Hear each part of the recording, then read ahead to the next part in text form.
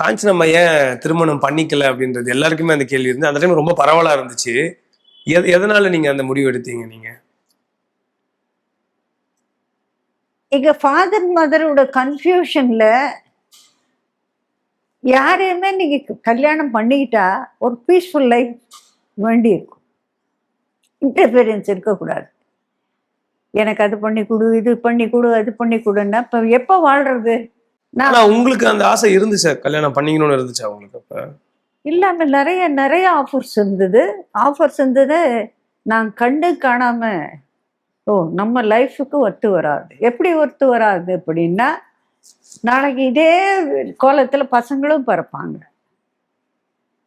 உங்களுக்கு அவங்க அப்படி இருக்காங்க அப்படின்னா, ஹஸ்பண்ட் சைடில் ரிலீஃப் இல்லாமல் அவங்க ஒழுங்கானவங்களா இருந்தால் பெரிய பெரிய படிக்கணும். நிறைய பேர் பெரிய இடங்கள்ல நான் வெயிட் பண்ணுறேன் உங்களுக்காக அப்படின்னு சொன்னவங்களும் இருக்காங்க. பெரிய பத்திரிகை ஆளர்கள், பெரிய ஆளுங்க. அப்புறம் ஃப்ளைட்டில் வரச்ச கூட அவாரியோ அப்படின்னு பார்த்துங்கன்னா கண்டு காணாமல் போயிடுவேன். ஏன்னா ஸோ இன்வால்வ்மெண்ட் பண்ணி நம்ம தப்பு டிசைட் பண்ணக்கூடாது. அது அப்படியே எனக்கு நானே அட்ஜஸ்ட் ஆகி சுவாமி எப்போ பார்த்தாரோ அதோட பார்த்தார் அவர். ஐ டோன்ட் திங்க் அலோவ் பண்ண மாட்டாங்க.